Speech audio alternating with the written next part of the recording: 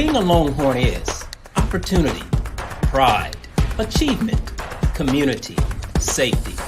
Being a Longhorn is a choice to become a hero, to lead, to thrive in any setting. Being a Longhorn means immersing yourself in fine arts, learning at your own pace in Montessori, starting your path to college in elementary, earning a college degree in high school. The pride of being a Longhorn lives on long after graduation. Educate, empower, inspire.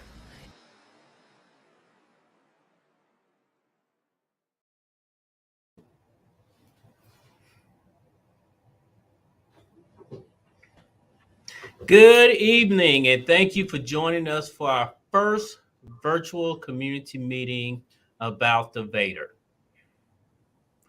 So today,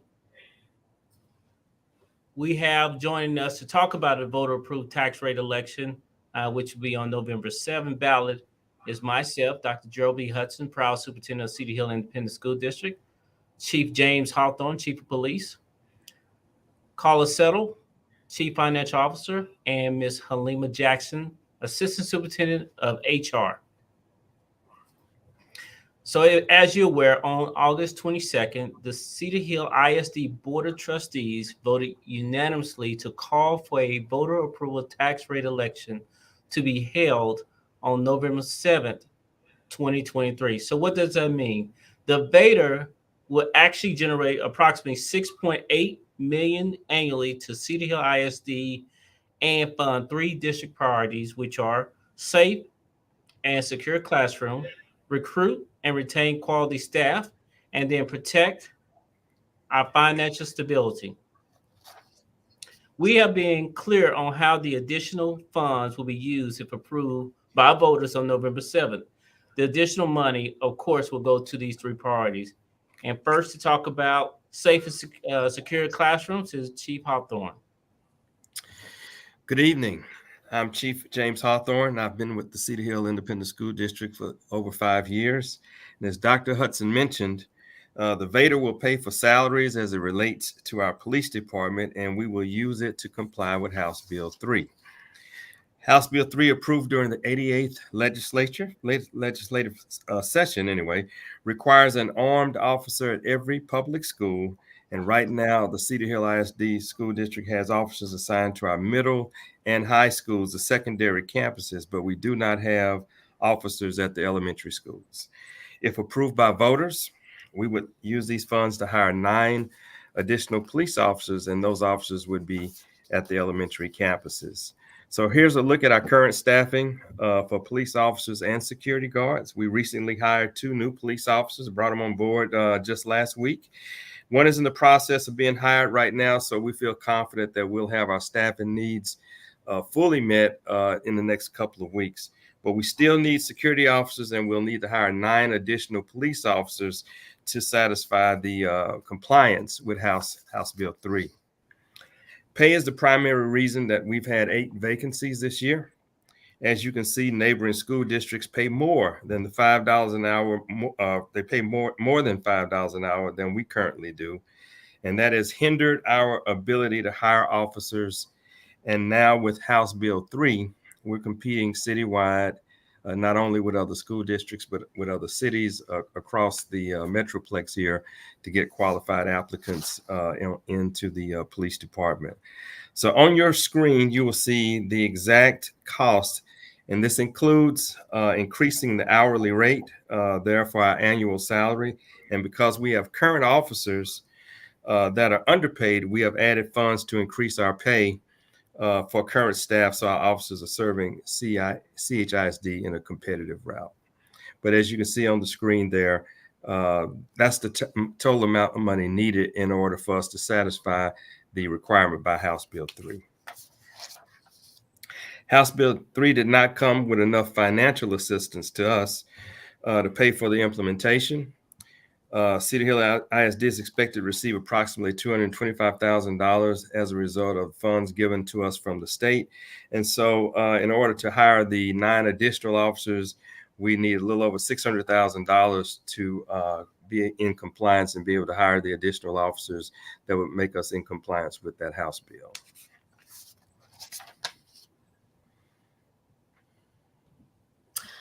Hello, I'm Halima Jackson. I'm the Assistant Superintendent of Human Resources, and I'm going to talk to you about our second priority, which is recruiting and retaining high quality staff in Cedar Hill ISD.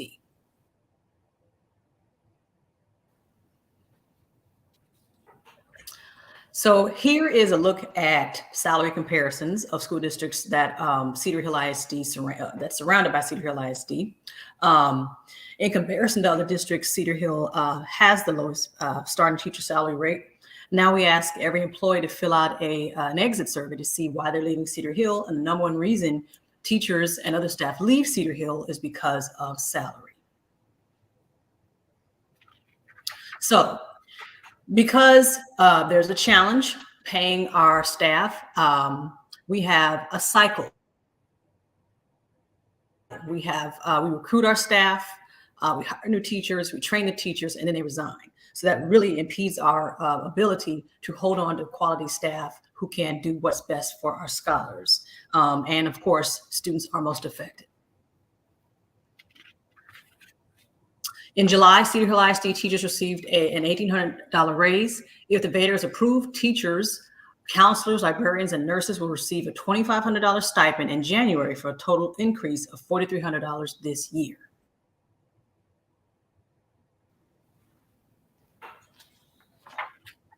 If the VATRE is approved, bus drivers, custodians, and all support staff will receive a $1,000 stipend in January, which will be really helpful. If the VATRE is approved, Cedar Hill ISD teachers will receive a salary increase of at least 5% by July of 2024. If approved by voters, $2,500 stipend for teachers, nurses, librarians, and counselors, and then a $1,000 stipend for bus drivers, custodians, and support staff for a total of $2.2 million. The state has not added adequate new money to public schools despite rising costs due to inflation. Without additional funds, it will be even more challenging for CHISD to provide competitive compensation to our teachers and staff. With the passage of the VATRE, CHISD will have the resources to sustain previous salary increases from 2022 to 23 as a result of inflation. This will allow us to protect the district financial stability. So we want to look at all purchases through these 4 strategic goals. I want you to pay attention to the first 2 goals. Both are needed in order to make academic progress. That's high quality teachers for all learners and maintain a safe and secure learning environment. We talk about Maslow theory hierarchy. We have to take care of the basic need, which is safety, food, and shelter. And then we can get to the higher level, which is the learning and self-actualization. So Cedar Hill works diligently to be a good fiscal steward of our taxpayer dollars. We have combed through our budget and made cuts anywhere possible without sacrificing our ability to deliver a safe and meaningful learning environment for our children. When we talk about cuts, we always talk about cuts furthest away from the students. Here are some things that we have done in order to make cuts. We had cuts across the district, and because of numbers, enrollment, we were able to make some staff reductions across the district. Also in central office, we made some cuts to help with the budget, and also moving some positions over to some of our grants and federal funded positions so that we can free up some of the money in our general funds. Here's a look at the raises we have provided our staff for the last 2 years. So it even though we're not the highest paid or lowest paid in the area, one thing we have been doing is to make sure we try to take care of our people as best as possible. So here are the raises for the last 2 years. Like many other districts, they passed a deficit budget in order to provide our staff a little of a cost of a living adjustment, because again, the state has not made the adjustments in the funding formula due to inflation. And that's not just last year, that's multiple years going back several years. I'm sure Ms. Settle can tell you exactly when they started, but the formula never took into consideration inflation. In order to provide some sort of salary increases for our staff this fiscal year, we had to approve a deficit budget. As you can see right there on your screen, roughly $3.5 million of a deficit budget. But we also understand and talk to many of my colleagues, multiple other school districts around us and throughout the state also had to have a deficit budget because the funding was lacking in areas and they were not receiving the relief that they were expecting to receive from our state legislators. Well, good evening. My name is Carla Settle. I'm the Chief Financial Officer. I have served Cedar Hill ISD since 2020, and I'd like to talk a little bit about how this voter-approved tax rate election might affect your finances. School budgets and tax rates are made up of two parts. There's the maintenance and operations, or what we call M&O, and the interest and sinking, and that's INS. The money generated from each part can only be used for very specific types of expenses. Interest and sinking can only be used for facility improvements, and usually what funds a bond. Maintenance and operations budget, the M&O, that's where we pay for teachers and staff salaries, supplies, and utilities. Approximately 80% of the district's M&O budget goes to teacher and staff salaries. A voter-approved tax rate election would generate additional funds within the funding formula for Cedar Hill ISD. So let's look at what property owners in Cedar Hill have enjoyed over the last 7 years. A declining overall tax rate of 38 cents per $100 of property value. State mandated compression has driven this decline, and during the second special session of the 88th legislature this summer, the state drove the maximum compressed tax rate further another 10 cents. In the gray portion of the graph, the board has not raised the debt service, or what I referred to earlier as the interest and sinking rate, and through good stewardship, at every time that they could, paid off debt early, so that this strategy would provide the district opportunities to continue to make debt reduction goals, despite the 100,000 homestead exemption rise, which lowered our taxable value. And speaking of taxable value, Cedar Hill ISD's certified taxable value trends are listed here in red in this graph and sharply rising. They are determined by the Dallas Central Appraisal District, not Cedar Hill ISD.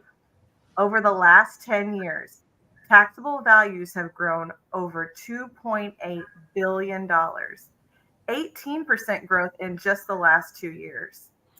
And the last year was about a percentage point and a half due to the homestead exemption, which again flattened the curve on this graph whenever the homestead exemption increased. Cedar Hill ISD has no power over these figures. The state of Texas determines the homestead exemption, and the Dallas Central Appraisal District determines the values, which directly impact the property tax bills received by Cedar Hill ISD taxpayers. The only thing the district can control is the number of pennies levied beyond the maximum compressed tax rate. Cedar Hill ISD currently has the lowest revenue per student, ranking 16 out of 16 in Dallas County. After two previous attempts in 2018 and 2022, voters have elected not to pass a VATRE. But this year is unique, and I'd like to look at what this almost 6 cent decrease would look like for a taxpayer in this very unique year. Using the median $300,000 appraised value of a home in Cedar Hill, you can see at the bottom that this is a decrease in overall school taxes for CHISD property owners. Should a tax rate with all the available pennies be endorsed by voters this year, then a property owner like this would be part of generating the additional dollars needed for teacher compensation, safe and secure classrooms, and preserving our financial stability by still saving $830 this year, only a difference of $240 without passing a VATRE.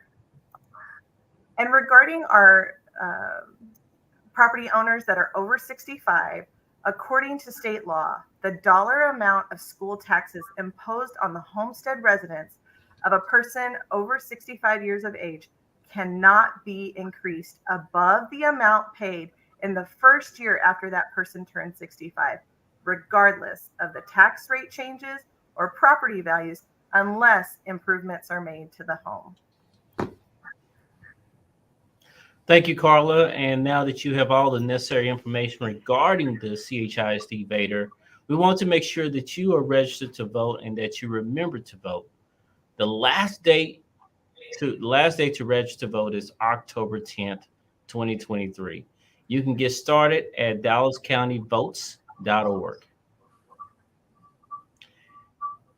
CHISD is planning at least 3 voter registration drives in September, which is National Voter Registration Month. The dates, times, and location are on your screen. September 13th at Lacey Enrollment Center, September 15th at the Jolynn Maddox Teaching and Learning Center, and September 18th at the Kim Lewis Service Center. Here are some of the early voting dates and location. Early voting is October 23rd through November 3rd, and that's at Allenson Recreation Center as well as Cedar Hill High School. Election Day, Tuesday, November 7th. Sites are Allenson Recreation Center, Cedar Hill High School, Collegiate Academy High School, Bessie Coleman Middle School, Plummer Elementary, and Maddox Teaching and Learning Center. To get more information about the VATRE, you can visit our website, which is chisd.net/VATRE 2023. And now, questions for this esteemed panel of experts and Dr. Hudson.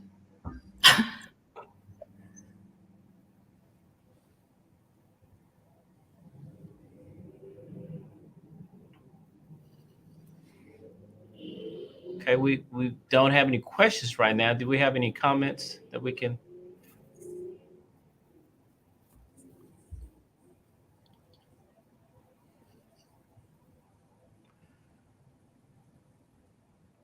Irene Cardoso, thank you for putting scholars and teachers first. Absolutely. We appreciate you. We want to make sure that people understand that this is really about what's best for our people, which are our students and our teachers, including on, taking, how's the VATRE different from the last one? It's not necessarily, Carl, you want to answer this one? The difference between this VATRE and the last VATRE is we are laser targeting our salary schedule specifically for teachers, very, very clearly outlining and prioritizing that teacher salary schedule so we can remain competitive. It's not that we don't want to adjust the rest of the salary schedule, but we have a laser focus on being competitive in the best Southwest. So I think also, Mr. Chase, one of the things, the last November, the homestead exemption went from 25 to 40. Is that correct, Carla? Correct. Since the last VATRE, we've seen the homestead exemption go from 15 to 40,000, and now from 40,000 to 100,000. So yes, the state has a larger,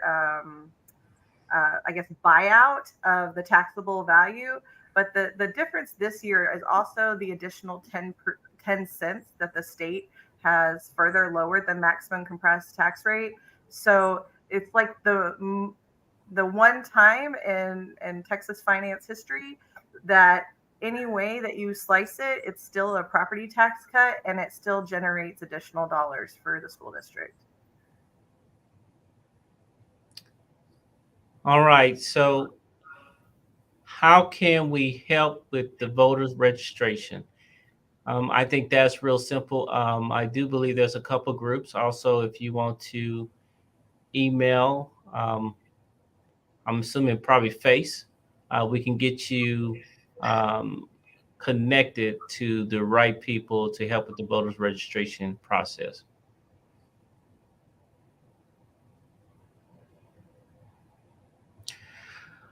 Good evening. I heard that if the VATRE does not pass, then another school will have to close. Is that true? I don't necessarily, there will have to be some tough decisions. And when you talk about tough decisions, some of that means possibility of closing schools, shifting resources. So we want to make sure that we take care of our teachers, because again, 53% of our, I do believe it's 53% of our teachers leave out the year number 2. And that's part of the issue and why we want to make sure, especially when they say they're leaving, we can't help it if someone leaving for promotion.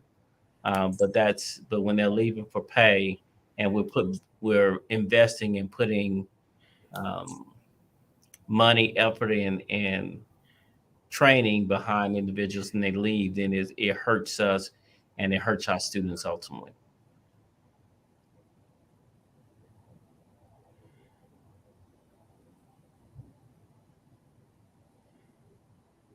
What can parents do to help? That's a great question.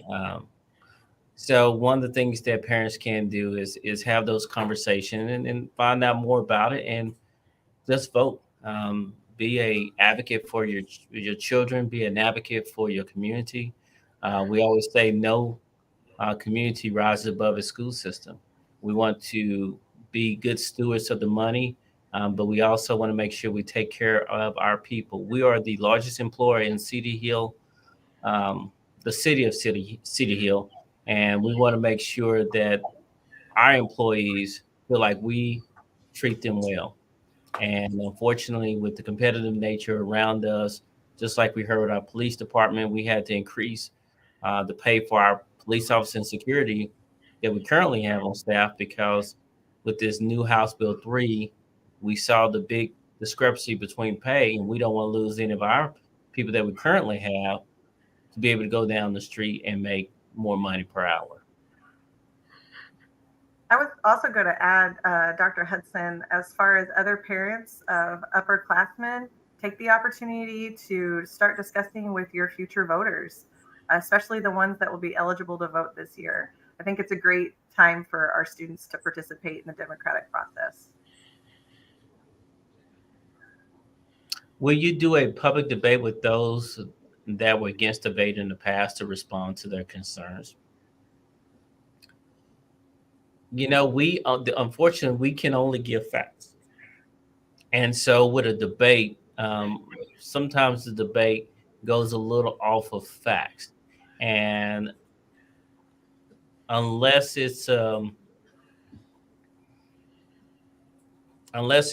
an employee or a board member, unless it's off-site, because there's certain election laws that we have to abide by. So it would have to be, make sure we follow all the regulation as far as being off-site. No district resources are being utilized. And if a board member chooses to do that, they're speaking on behalf as a citizen, and they can actually advocate for the passage of a VATRE, versus myself as superintendent. The only thing I can do is give facts and provide information.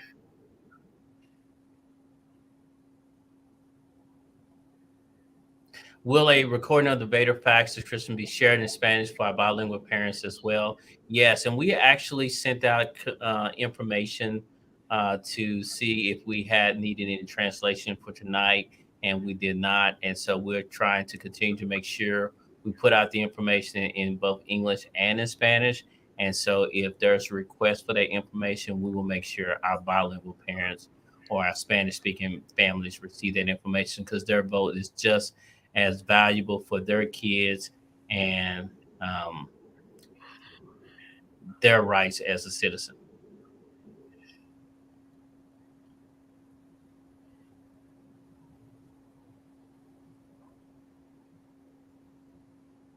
We also even have a bilingual ambassador to help inform our family. So if we have that information, we always can we can point them in the right direction to people, so they can make sure they get the right information.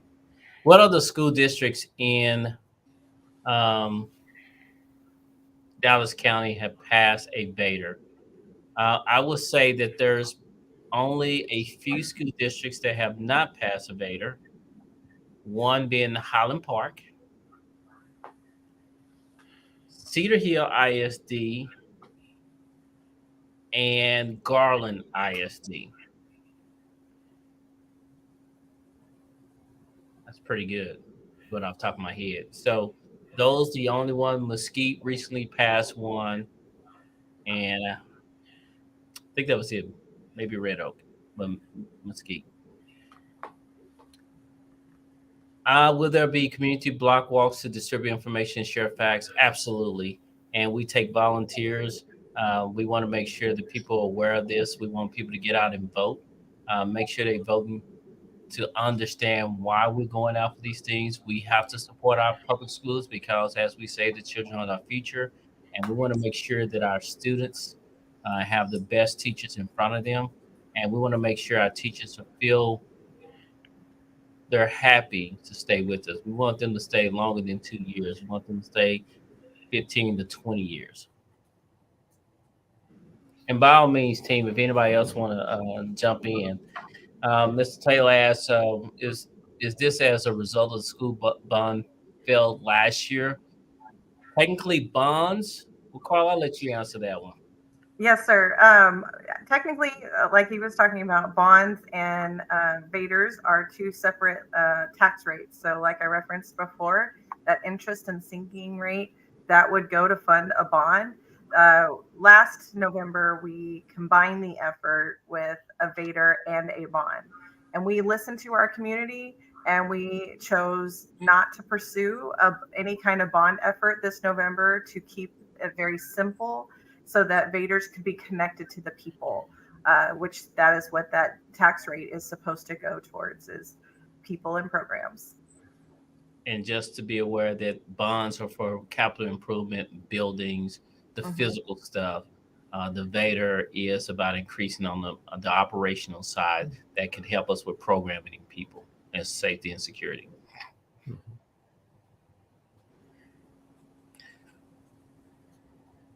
Also, just to be aware, our door knocking dates are October 25th, October 29th, and November 6th. Does being an open district impact the funding of our district? The answer is yes. It can impact our district in several ways. So in snapshot, students who, well, Carl, you want to answer that too, or you? Yeah, having an open district, the way it impacts our funding is increasing our student enrollment. We are in the race towards snapshot to count every student and have that open border mindset that there is a place for everyone in Cedar Hill ISD. In the Southern Dallas County, though, there are a lot of open districts, and so there is a lot of mobility between the districts. I don't think that open district, though, is ever anything that impacts negatively. It just does affect that student count that we look for at the end of October. And also, just to be aware, we have a selective process. So it is not everyone who applies to attend a Cedar Hill ISD school actually are accepted. If, we use some of our collegiate pathway, over 40% of kids that live outside of Cedar Hill Independent School District boundary attend one of our collegiate pathway schools. So we have a lot of kids that from other school districts who are taking advantage of our collegiate pathway.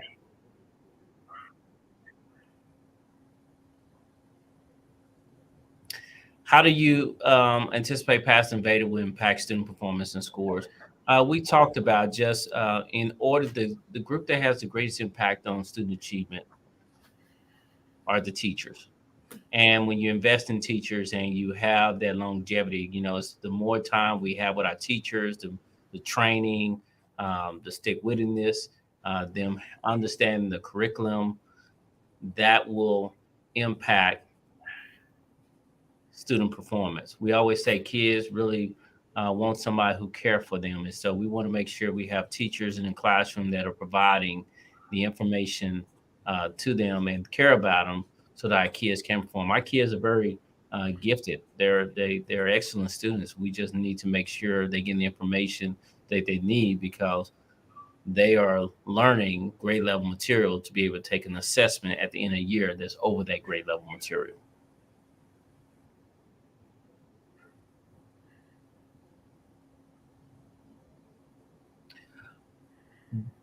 What would the bond provide if approved? This is the VATRE. The VATRE is what the board has called an election for.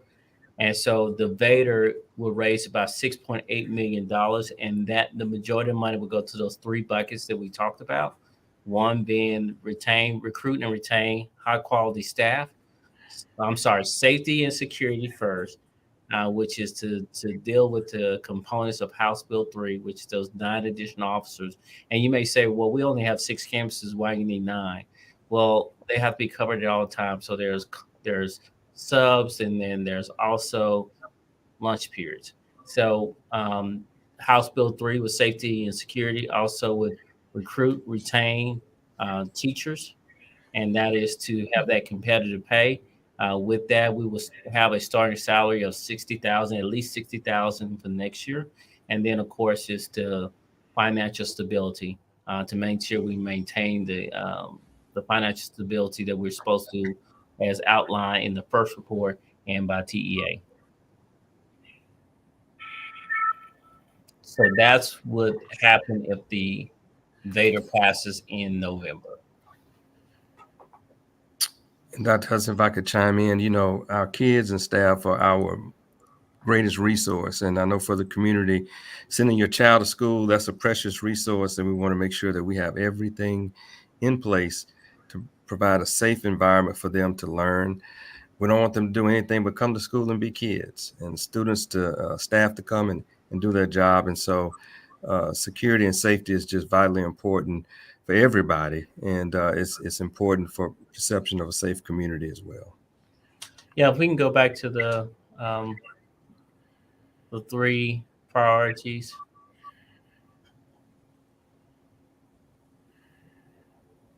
So that, that is a good thing that we could leave up.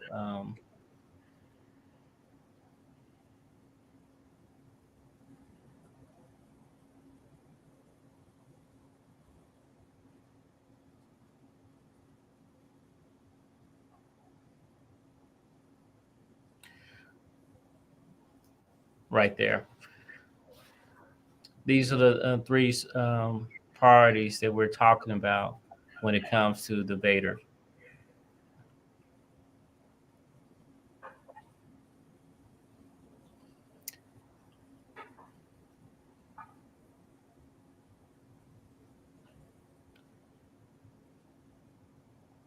Was there a question about the city?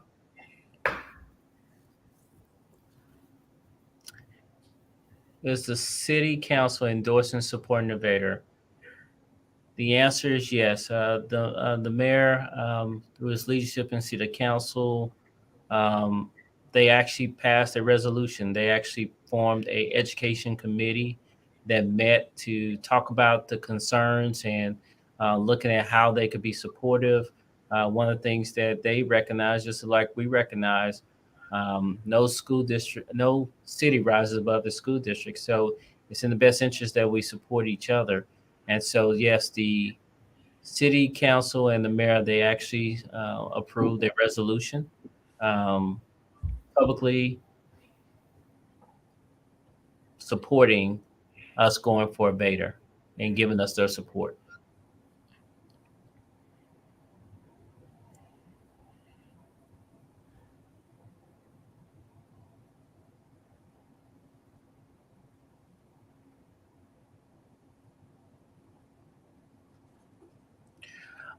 Mr. Hurd, that's a great question. Will the city council support be part of the VATRE public information? Yes, we will make sure that is a part of it. We can actually add it to our presentation because I think it's great for our families to understand that our city council, our elected officials are actually all in support of the VATRE.